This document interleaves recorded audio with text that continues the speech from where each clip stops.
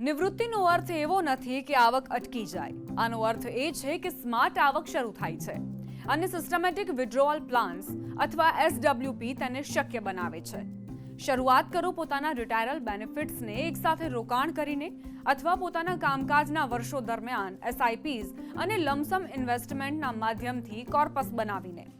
એસડબ્લ્યુપી એટલે કે systematic વિથડ્રોઅલ plans દ્વારા તમે નિયમિત અંતરાલે તમારા કોર્પસમાંથી એક નિશ્ચિત રકમ ઉપાડી શકો છો, જ્યારે બાકીનું રોકાણ સતત વધતું રહે છે।